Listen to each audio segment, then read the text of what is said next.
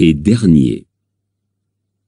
Le lendemain matin, nous nous mîmes au travail de bonne heure car c'était une tâche considérable pour un si petit nombre d'hommes que de transporter une telle masse d'or sur une distance de près d'1 mille par terre jusqu'à la plage et de 3 bons milles par mer jusqu'à la goélette.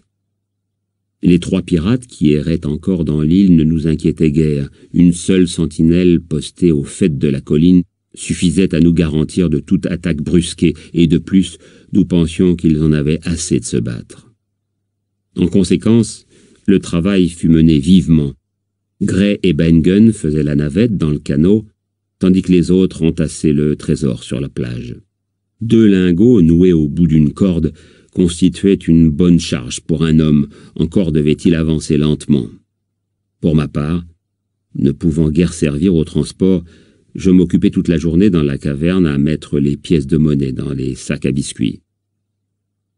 Elles formaient une étrange collection, pièces anglaises, françaises, espagnoles, portugaises, Georges et Louis, doublons, double guinée, moï d'or et sequins, effigies de tous les rois d'Europe du siècle dernier, étranges monnaies orientales, pièces rondes, pièces carrées, pièces percées d'un trou, presque toutes les monnaies de l'univers figuraient, je crois, dans cette collection.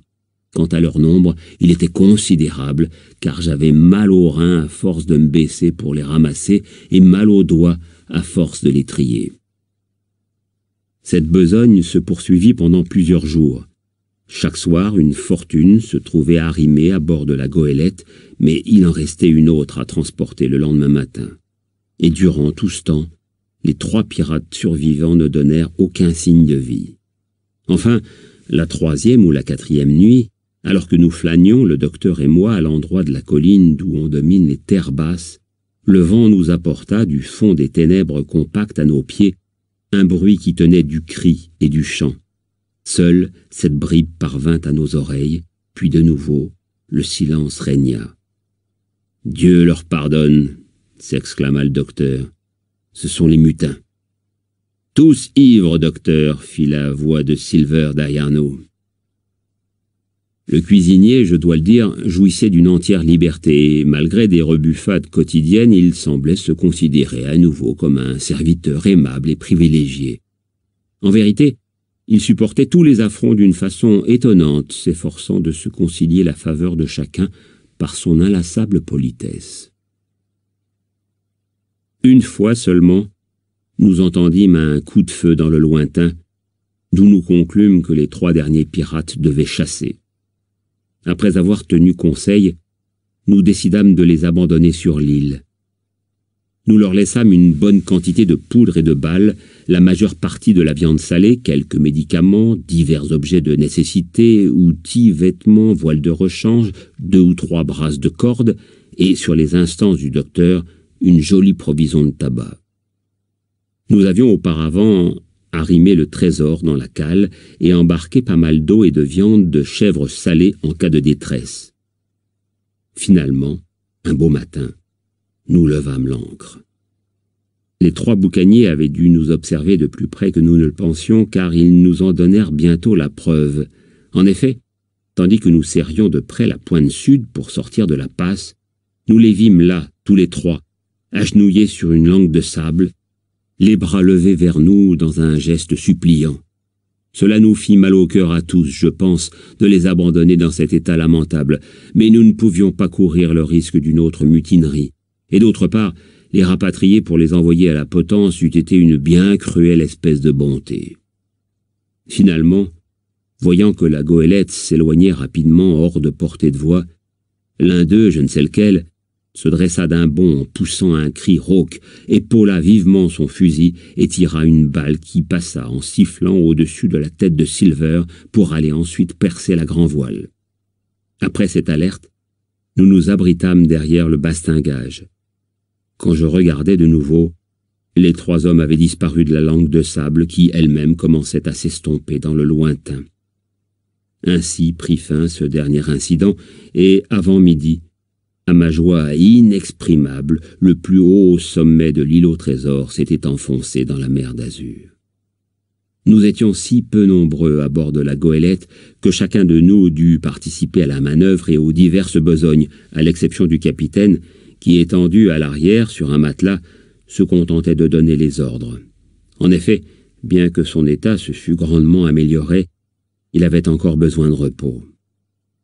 Nous mîmes le cap vers le port des Antilles le plus proche, car nous ne pouvions nous aventurer à entreprendre le voyage de retour sans avoir complété notre équipage. Le soleil se couchait lorsque nous jetâmes l'ancre dans un golfe splendide, bien abrité de tous côtés. Nous fûmes aussitôt entourés par des pirogues d'indigènes qui venaient vendre des fruits et des légumes ou offraient de plonger pour aller chercher des pièces de monnaie.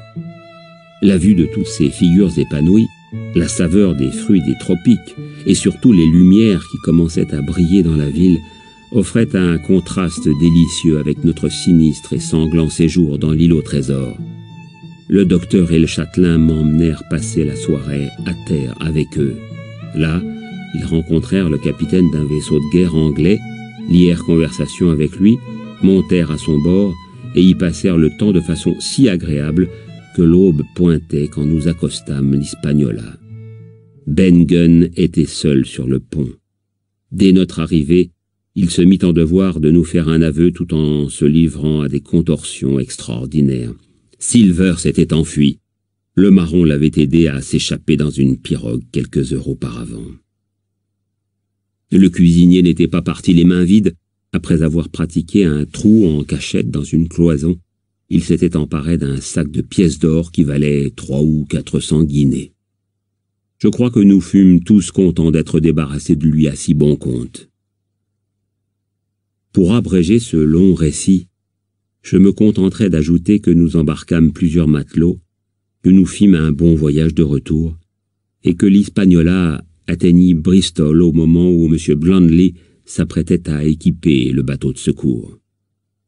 De tous ceux qui étaient partis sur la goélette, 5 hommes seulement revenaient. Chacun de nous reçut une bonne part du trésor et l'utilisa follement ou sagement selon sa nature. Le capitaine Smollett a cessé de naviguer.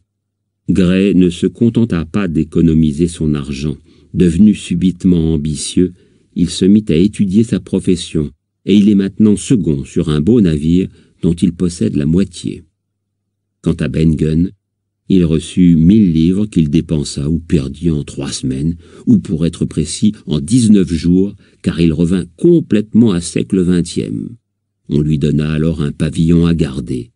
Exactement ce qu'il avait craint quand il était sur l'île.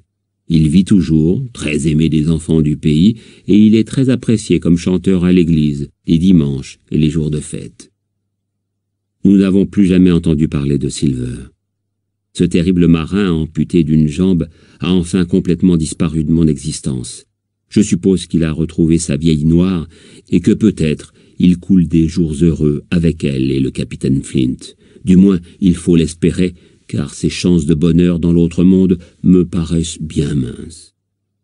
Les lingots d'argent et les armes reposent toujours, pour autant que je sache, à l'endroit où Flint les a enterrés. En ce qui me concerne, ils peuvent y rester éternellement. Rien au monde ne saurait me faire revenir à cette île maudite. Mes plus terribles cauchemars sont la voix stridente de capitaine Flint criée à mes oreilles. « Pièce de 8 ! Pièce de 8 !